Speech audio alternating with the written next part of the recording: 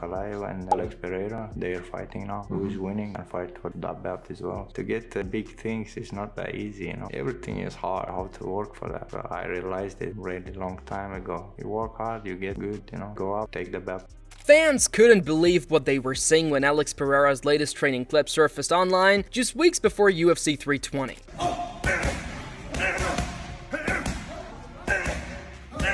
The thunder of his punches and kicks reverberated through the UFC Performance Institute in Las Vegas, leaving those watching convinced that the Brazilian powerhouse was preparing something ferocious for his rematch with Magomed Ankalaev. In the videos, Pereira worked the pads alongside coaches Pino Cruz and longtime mentor Glover Teixeira, and every strike carried the kind of raw violence that had once made him the most feared knockout artist in the sport. For many, it looked like the old Pereira was back, sharper, angrier, and determined to erase the memory of his last defeat.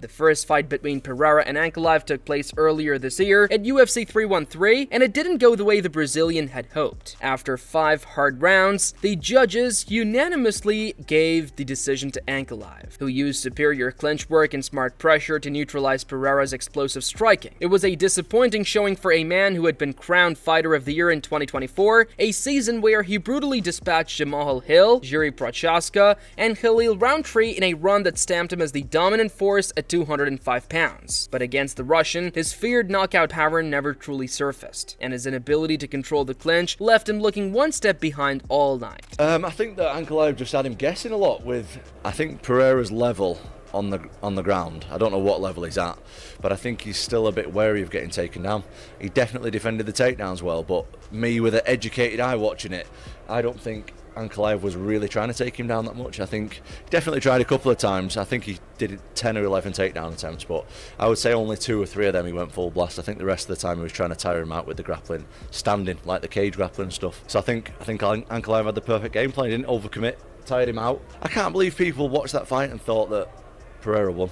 It was just wild to me that how many uneducated fans are out there, and how many uneducated fans thought it was a boring fight as well. I thought it was an amazing fight. Both guys did good, and I think that Ankalaev was just a lot better than him on the night. That's it. That loss has become the fuel for the rematch, scheduled for October 4th in Las Vegas. Pereira is now 38 years old, but age has never dulled his intensity. What fans saw in his new training footage was a fighter intent on rewriting the script. Supporters reacted in droves online, with many predicting that Ankalaev would not be able to withstand this version of Pereira. One fan insisted the Russian was going to sleep this time, while another said Pereira looked stronger than ever, comparing his conditioning to his earlier days at middleweight. Others kept it short and simple, calling it pure beast mode. I'm not of the nature that everybody seems to think Ankalaev is just going to go in there and beat him easier and even faster than he did last time. Pereira did give him some things to worry about. He had his respect early on, and of course that respect started to fade later into the fight, but not fully, because if it did, Ankalaev probably would have pushed on the gas a little bit harder and looked for the finish. Pereira might not be the fighter that Ankalaev is in mixed martial arts, but when it comes to striking, he still is one of the highest level guys in the UFC. He obviously came in the first time with limited weapons, mostly sitting around all night looking for the lead hook. He was also trying to beat the calf up, but Ankalaev did a pretty good job at noticing that, and then as the fight went on, he made that less and less effective. If Pereira doesn't start mixing it up, and instead of waiting for counter strikes, start to bring the offense himself, he will find himself low on the scorecards again. Then we're basically going to look at the exact same fight where Ankalaev wins a 5-round victory, unanimous decision, or Pereira says, you know what, risk it all for the biscuit in these last couple rounds. I'm going to go out there and try to get this belt back. If that happens, I could see a late finish happening, but I don't know which side of the game Pereira is going to come in on. The noise surrounding his training wasn't just about power, but also about his current size. Pereira revealed that 2 weeks out from the fight, he weighed just over 234 pounds, which meant he needed to shed nearly 30 pounds before stepping onto the scale at 205. For him,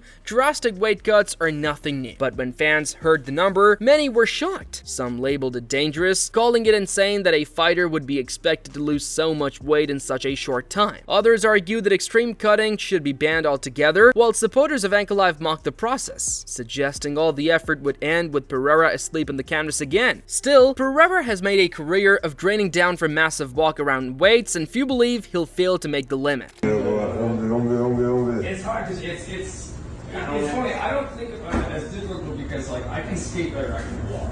So like, I don't think if you're like really slippery out there, it's only good. The chatter around the rematch hasn't only come from fans. Fighters, analysts, and former champions have all offered their perspectives on what went wrong the first time and what could change this time. Khalil Roundtree, who once shared the octagon with Pereira, spoke about what it feels like to face the Brazilian's power. To him, getting hit by Pereira was like being struck with a stone, unnatural, crushing, and unlike anything else he'd ever experienced. That sentiment was echoed by many who believe if Pereira can connect cleanly, no fighter at 205 pounds can survive it. Ankalaev is just so good. I think a couple things. I think Alex has a great chance of beating him in the rematch. I think Alex like goes too hard. I mean, how many title defenses did he have? Like going up and down weight classes.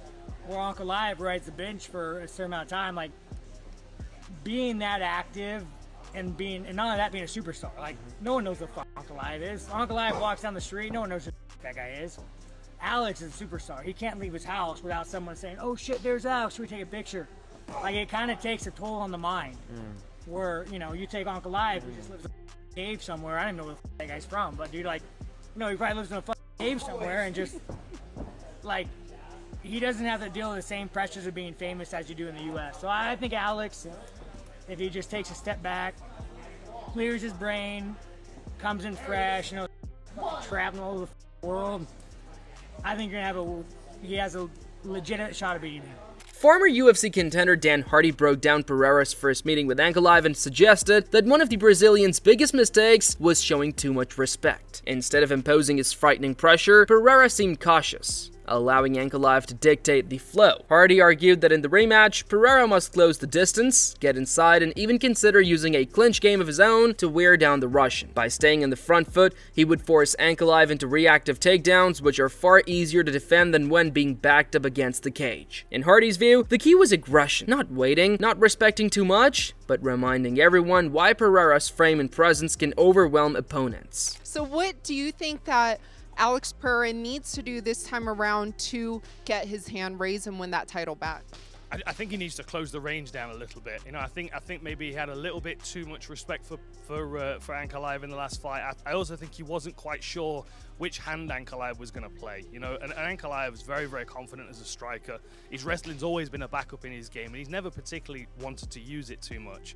But just the idea of it being there, the threat, I don't know, it seemed to make Pereira just kind of hesitate a little bit too much. And Pereira, when he's at that close range, either when you're coming to him, like when Strickland fought him, Strickland was walking into his range, or when someone's moving away and he's walking into their range, like Jamal Hill, it's that, like, you feel that pressure of his kind of frame coming at you, and people feel like they need to react. And what I love about it, there's really good videos of him training online where he slips offline and counters with power punches, and the slip of the punch loads the power punch to come back. So his ability at close range to not only kind of bear over people and make them anxious, but also to pressure them to throw, in which case he feeds off it and works with counters. Like, if I'm Pereira, I would be thinking about getting as close to him as possible, getting in his face, maybe even try and use a bit of tie clinch just to kind of, you know, manage the clinch a bit. But I would also think that he's going to be better defending takedowns on the front foot as well, right? You know, better if he's pressuring forward and forcing Ankalaev to shoot under pressure. That would be my thought process, but I don't know. I mean, we might see a very different Ankalaev this time around, you know, and that's also something that Pereira's got to adapt to in that first round. No one knows Pereira better than Glover Teixeira, and the former champion was equally confident about what was coming. As a coach, Teixeira has seen every step of Pereira's preparation, and he believes the rematch will be fought at a much higher pace than the first. He predicted that Pereira would bring relentless pressure from the opening bell, setting a tone that would make Ankalaev uncomfortable. Teixeira highlighted the mental side too, praising Pereira's composure and focus. He said, "The first round will be brutal. It's not that he'll come in angry, but he'll come in with that same aggressive attitude. This fight will be much more dynamic. Bowden will be pressing the entire time because he's ready for it. Mentally, there are guys who are different. I've always been calm in my fights, but I had my doubts." Bowden seems very confident, very focused. He's doing very well. Now we'll own it in these last 3 weeks. Get the timing right because the guy's already ready for 5 rounds. Daniel Cormier, another voice who knows the game inside and out, took a harsher stance. To him, Pereira's biggest downfall in the first fight wasn't about wrestling defense, but about passivity. By backing up, he allowed Ankalaev to control the geography of the octagon, and if Pereira wanted to change the outcome, he had to come forward, force Ankalaev backward, and unleash a striking arsenal without hesitation. Cormier emphasized that the worst thing Pereira could do was sit back and try to counter all night. A fighter whose power is his biggest weapon, being reactive was never going to work. I think, as you said, it didn't feel like there was going to be much of a difference. But what did feel different was Alex wrestled much better than we expected him to. He defended takedowns much better than we expected him to. He was not ground to the ground. Now it's up to him, Plinio and Glover, and we have seen him come up with game plans before, to make it to where Alex can actually go get it done and not get pressed against the octagon. That's where the difference has to happen, Chill. He wasn't taken down, but he was controlled. So he was controlled in the clinch last time. He was backed up the entire time. How does he move forward without Ankalaev actually pressing into him? I think he needs to get some respect from him very early, Chael, to make Ankalaev take a few steps back. Because right now, Ankalaev has been in there with him, and he'll have more confidence that he can handle the power of Pereira than he did going into fight 1. The unknown is the scariest thing in fighting. Man, everybody this guy hits, he puts down or he bludgeons them. Now he knows he went 25 minutes and that didn't happen to him. So imagine the confidence that comes with that. Golden for us in regards to stepping up and fighting. But he's plus 150 against Ankalaev, and Ankalaev's minus 180. Chill, I got a question. Are you surprised at the line being that close? Because what we saw in the first fight, it didn't seem like Alex had much for him in regards to answers for stopping Ankalaev from pressing him up against the octagon. It was a hard fight, and I will tell you that Alex won the first round. That's according to the judges, not just according to me. And then he proceeded to lose the next 4. Listen, when that contest was over, I didn't think that any reasonable analysis could come to the conclusion that if they did it again, we would get a different outcome. There was also a little bit of a resistance by the fight. This was billed a little bit differently. It seemed like the UFC was on board, but it was Ankalaev that was going and picking the fight with Alex. It was Ankalaev that was challenging him, calling him out. And I only wonder, generally when a fighter will do that when he's the champion, when the champion starts calling somebody out, particularly a guy that he just beat, it's because his own social media, his own world, the bubble that he lives in, people are disputing it. People are telling, hey, you couldn't do it again. Hey, Alex was hurt. Hey, he fought 4 times in 9 months. Try doing it again. Something like that must have happened to Ankalaev. So I think that the audience perhaps saw it a little bit different than I did, but a lot of times I learned something from the audience. So I'm very open to this idea. But Daniel, how are we going to get Pereira to heavyweight? That's my question. And when he moved up to 205, people kind of misremember this. They think he ran through 85 so much we'll let him go, but that's actually wrong. He lost. He lost is the reason that he was able to move up. And I only share with you, if he loses to Ankalaev, I believe he will be a heavyweight. But I just believe that's the spot we're in right now.